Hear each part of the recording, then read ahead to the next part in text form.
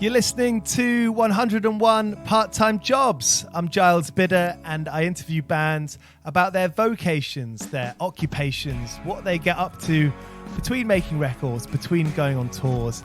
And today's episode is with Mattiel Brown and Jonah Swilly. Their new album, Georgia Gothic, is out now on Heavenly Recordings. It sounds excellent. The imagery is brilliant.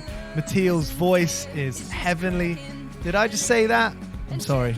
They're on tour in the UK in May, starting on the 5th of May in Birmingham at the Hare and Hounds, London at Lafayette, Bristol Fleece, Leeds Broodnell Social Club, Glasgow Oran Moor, I haven't been there, Manchester Gorilla, and then they're at the Great Escape in Brighton. Find all those dates on their website, mattiel.com. And here they are, Mattiel and Jonah of the band Mattiel on 101 Part-Time Jobs. Cheers for listening.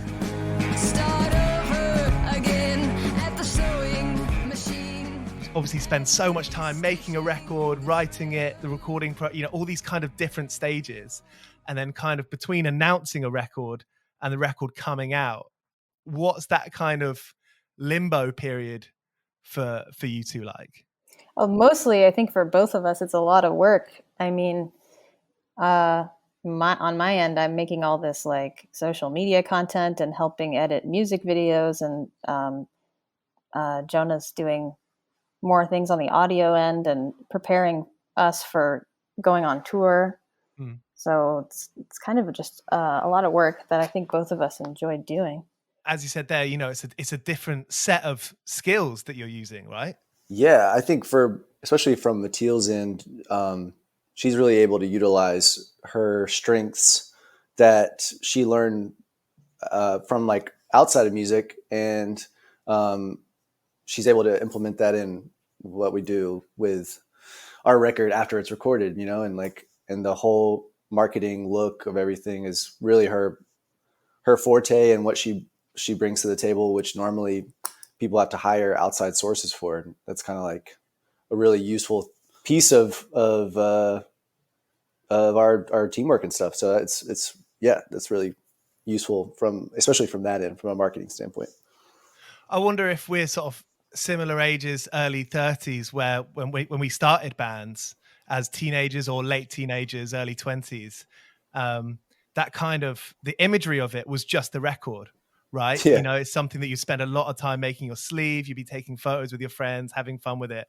And obviously now it's like an everyday fucking thing, right? Yeah. Like everything you're putting out is representing you.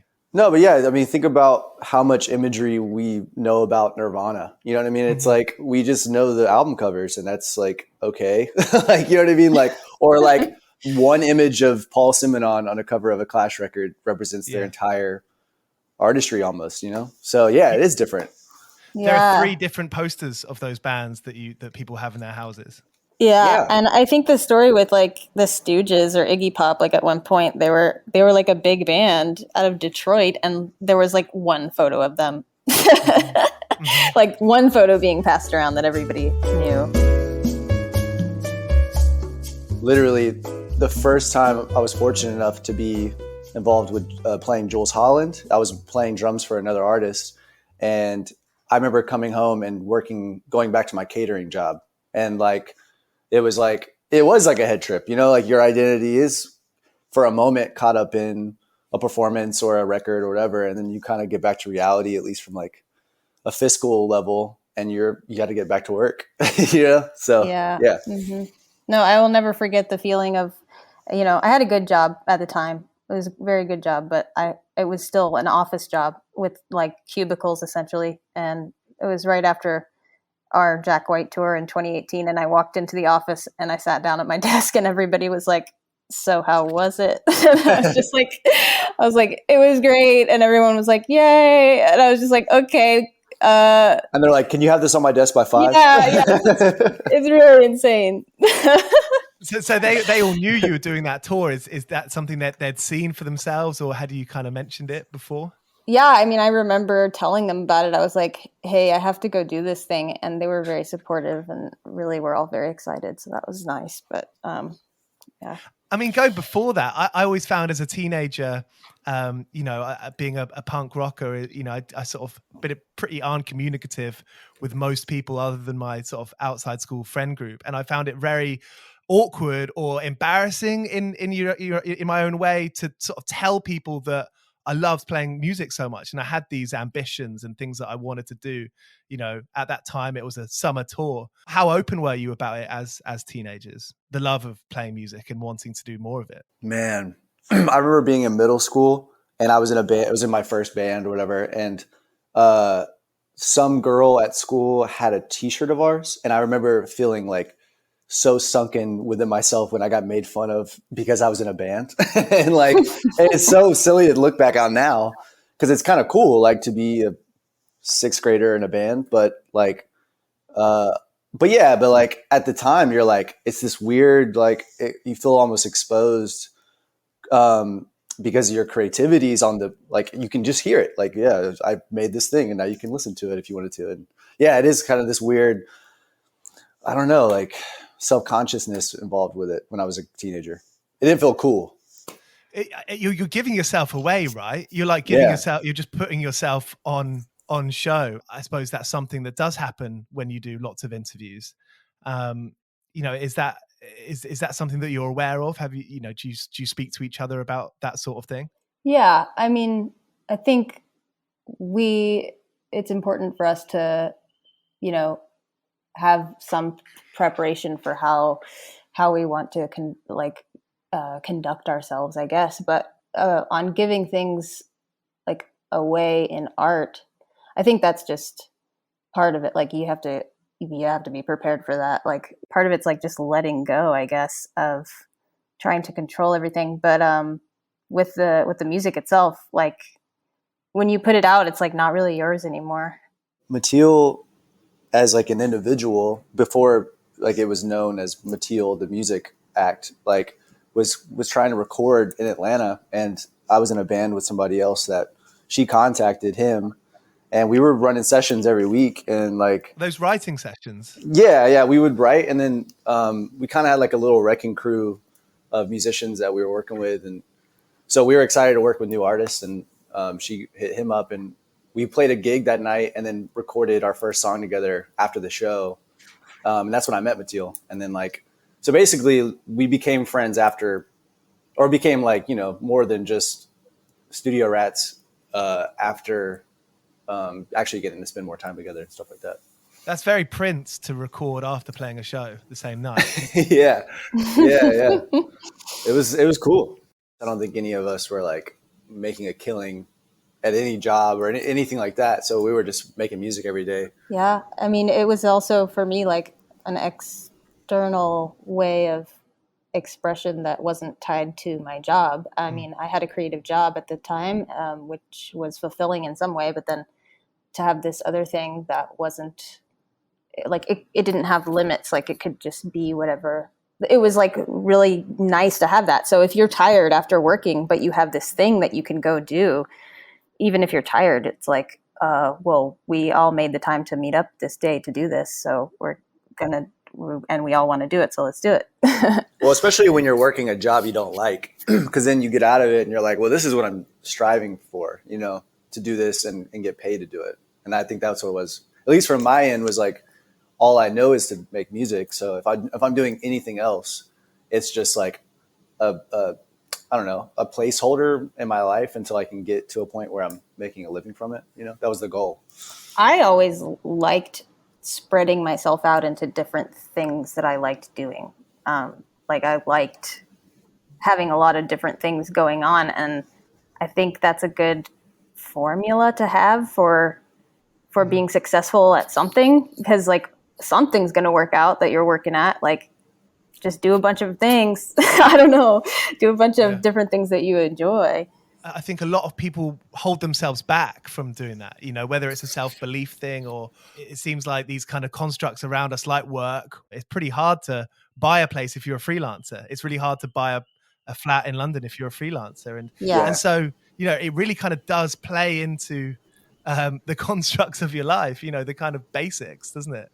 There's sacrifices, that you have if you really want to be an artist. Like it's not a joke. taking fun seriously, is it? Yeah, and then it becomes not so fun. Like, because it's like, I think when money, it's weird. It's like money gets involved, and that's what you're striving for. But then it makes things kind of shift into this other like energy around making music, and or like, you know what I mean? Like it becomes a job, and I think just the general like having to make money doing something is kind of the setback for me mentally, because like it was when I was a teenager, like not because I was trying to make money, it was because I really wanted to make music, you know?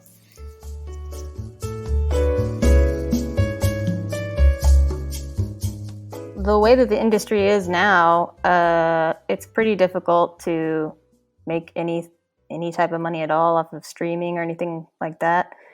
And like, I'll tell you right now, I'm going to do a freelance job tomorrow at 10 a.m. Like, because I want to do that, and I don't want to like spend my savings. Like I'm still somewhat doing that when I have the time. Like I will be completely transparent about that. I mean, songwriting naturally is, it comes in bursts. You know, I don't want to make any, you know, how do you write? I mean, can you write consistently and constantly?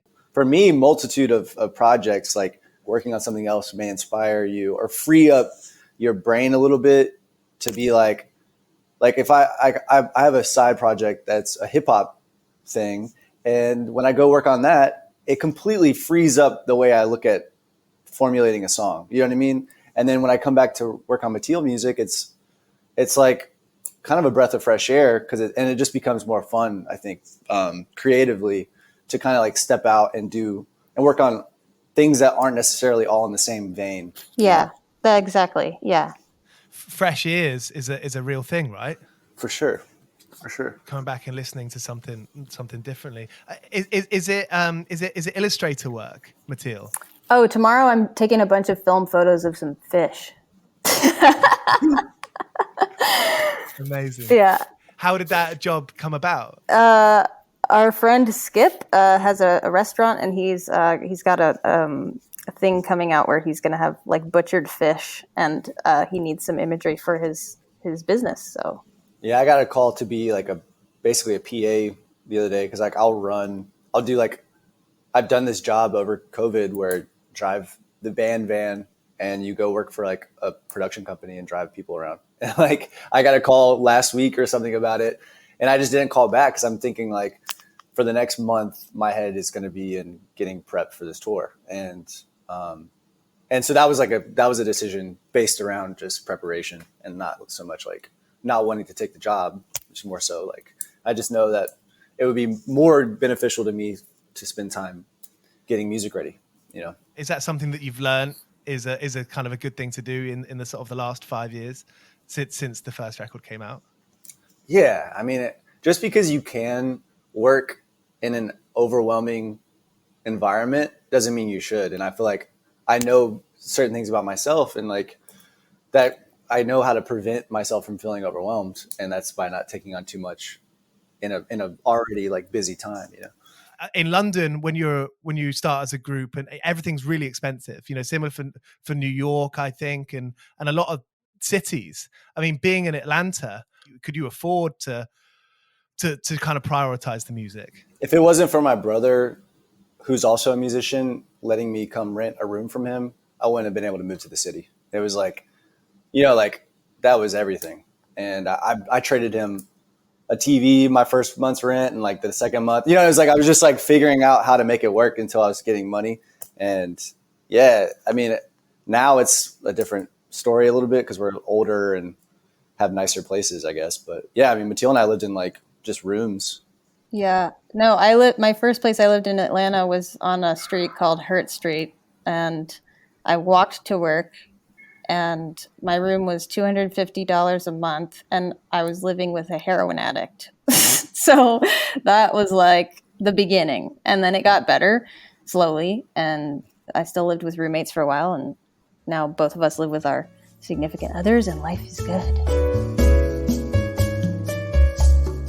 filming and editing a music video for any song completely kind of ruins it for you. It's like you'll never be able to hear the song again normally unless it's like you got to give it like 10 years. Yeah, I will say like the song we put out, "Keep the Change," a couple years ago, on the second record. Like when we put that out, I wasn't really sure because I had been editing the video and I had heard it like a billion times, and then like we played it at a show in New York, like last year, and there were people singing back the lyrics and in the crowd. And I was just like, oh, whoa, like I forgot about this, I forgot about this song, I guess, in a way. And it was like refreshing. Am I anywhere along the right lines that the lyrics are about having aspirations as an artist? Yeah, kind of. Yeah. Uh-huh. Is that kind of, was there a kind of particular thing in your mind when you were writing that? Any kind of particular imagery? I think it didn't really have any meaning, any concrete meaning it was sort of like coming from a subconscious place, which happens a lot, where you write something one day and then 2 weeks later it starts to make sense. Like you're like, oh, whoa, okay. Some part of my brain was thinking about this, but I wasn't really fully conscious that that's what I was thinking about. I was just watching the Glastonbury video. I mean, playing at Glastonbury is obviously such an accolade in writing, but I mean that experience. Can you remember those few days? Oh yeah, it was awesome. I mean, the day we played, it didn't feel like as big as it was in retrospect because we're just sitting behind the stage and like you're just watching like the tech people set everything up and whatever, and you finally get up there and the crowd looks big, but when you see the way that BBC presents it, it's like this looks like the biggest shit ever, like in like stuff that I've seen on YouTube. So like after we played the gig, there was like this like feeling of like success and like this victory lap of us leaving Glastonbury. The sun was going down, and then we went back to the hotel and then watched it on.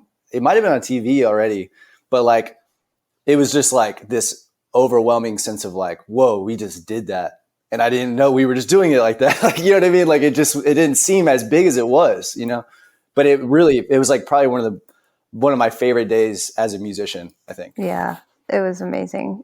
I mean, that seems to be such a thing with artists, is that you put so much work into doing this thing, but that when something does happen, it's almost like you didn't know it was happening at the time. Yeah. I mean, is that a familiar story?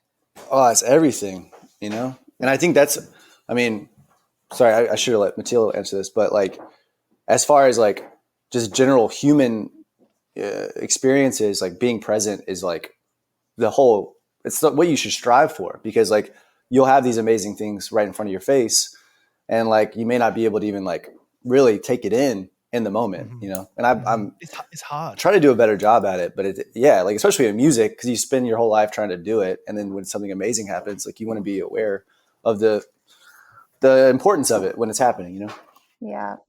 And I imagine there's always such a next thing that's coming around the corner tomorrow or the day after. For sure. Yeah, and then like the way that things are on social media, especially, it's kind of like everybody's constantly putting out new things to try to impress each other or to try to like compete, it seems. And like that can really take away from just enjoying your big wins that you have.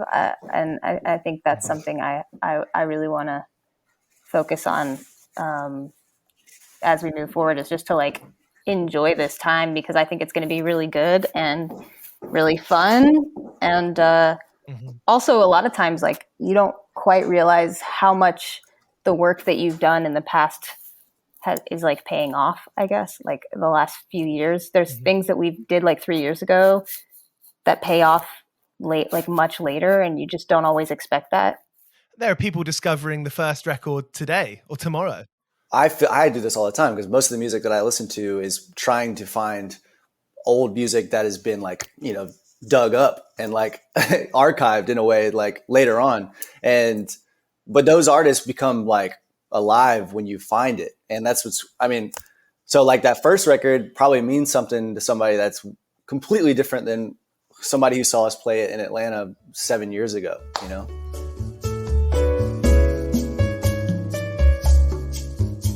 I worked at a record store that was like pretty inspiring from the level of like seeing what CDs and LPs were going on sale and being like, well, that's the kind of music I make. You know what I mean? And like, I don't know. I was just like, oh, this really cool 60s shit, underground shit is like 50% off. Like, why is that? And it may have been the store I was working at, but like, I had to like overcome that feeling of like, oh my God, like I'm in the wrong sector of music. But yeah, like, I mean, basically catering, it's like all the stories are like, remember that time we smoked weed and drank on the job? And like, oh yeah. Like, yeah, and like unloaded a huge van. Like, oh yeah, I did. Yeah, I was like, that was pretty much, but it was like like you said, like you have these characters of people and that are like ingrained into who I am now that are like, I love, you know, and I'm so thankful for those experiences. Cause especially as like a 20-year-old, that's like, I don't know, it was a good time to do those things. When you make mistakes, whether it's getting busted, doing a J out the back by your job, or those kind of little things that you learn from. Yeah. They're funny, right? Absolutely. Especially in retrospect. Not so much at the time where you think, oh, this is the only thing I've got. Right. Exactly. Oh, I worked in a couple of bars and I sold vintage clothes. But this is like before I was working as a graphic designer, like full time, and also kind of during that time in the beginning. And I worked at a sandwich shop called Jimmy John's for like a year, making sandwiches. That's a good skill. That is have you taken that with you? I don't know. I was just trying to get to earn some money at the time to like try to live. I don't know. There were funny people that I worked with and funny people I worked with at like this hostess job at a bar that I had, and I guess I enjoyed it, but I definitely wanted to not do that forever. Sandwiches represents a whole lot of love for me. I mean, having the work, like a blue collar work ethic to just do shit that you don't want to do is something I will always respect. And I just find, I mean, nobody wants to do that forever, but I think that it really it can be a good thing for your character. I don't know. I think there's a lot of people who are quite privileged who almost wish they had that experience. So excited about the record. Sounds amazing. John Congleton mixed it. Very exciting.